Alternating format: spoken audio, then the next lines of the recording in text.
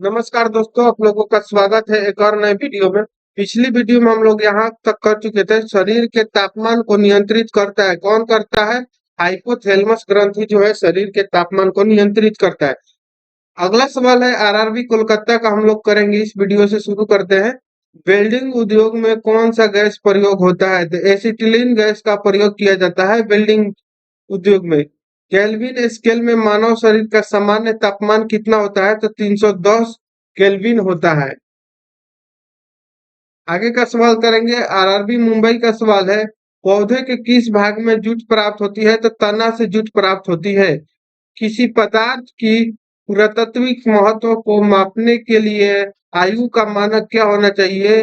तो C14 होना चाहिए। अगला सवाल है, समुद्र जल में किस तत्व की प्रचुरता होती है? तो आयोडीन की प्रचुरता होती है। अगला है आरआरबी इलाहाबाद का, पृथ्वी की सतह पर एक लड़के का भार 600 न्यूटन है, तो उसका चांद पर भार कितना होगा? तो 100 न्यूटन होगा। ठीक है। अगला सवाल है, संवेग का एक माप है गति की मात्रा। किस हार्मोन को मादा हार्मोन के रूप में माना जाता है? तो एस्ट्रोजन को। किस रोगाणु से निमोनिया होता है? तो बैक्टीरिया से। हाइड्रोजन में सर्वाधिक प्रभावशाली ऑक्सीकारक कौन है? तो फ्लोरीन। क्षय रोग मानव शरीर के किस भाग को प्रभावित करता है? तो फेफड़ा को प्रभावित करता है।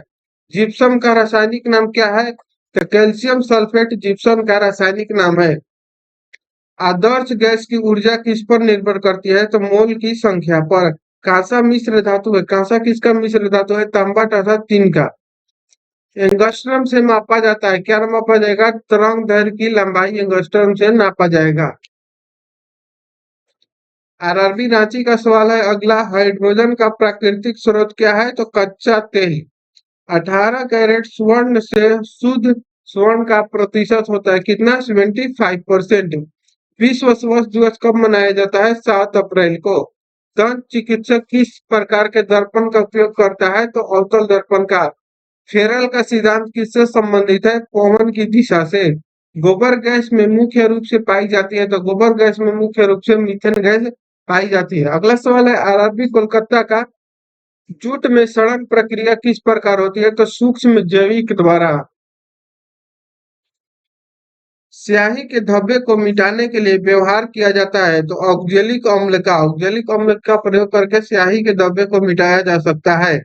1 किलोवाट बराबर कितना होता है? तो 36 × 10⁵ तापक्रम में वृद्धि के साथ धात्विक चालक का विशिष्ट प्रतिरोध क्या होगा? तो घटेगा। यानी तापक्रम में जब आप वृद्धि कीजिएगा तो उसका धात्विक चालक जो होगा उसका विशिष्ट प्रतिरोध क्या होता है? तो घट जाता है।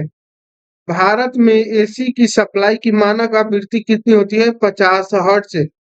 आरआरबी रांची का सवाल है अगला, एक ट्रांसफर मुख्यतः बदलता है, क्या बदलता है? तो वोल्टेज को। चुंबकीय क्षेत्र प्रबलता का मीट्रिक यूनिट है आर्स्टेड। प्राकृतिक रबड़ किसका बहुलक है? तो आइसोप्रीन का। विद्युत ऊर्जा की इकाई क्या होती है? किलोवाट घंटा। अर्धसूत्री विभाजन में कुल सूत्रों की संख्या होती है, कितनी होती है? तो आधी हो जाती है। अक्रिय गैस हीलियम के आत्म कक्षा में इलेक्ट्रॉनों की संख्या कितनी होती है? तो 2 होती है। अगला सवाल है हमारा आरआरबी अजमेर का, सूक्ष्मता जीवित कोशिका है किसका? तो माइक्रोप्लाज्मा का। एकल स्टेटेड वाले डीएनए अणु कहाँ मिलते हैं? तो बैक्टीरिया फेज में।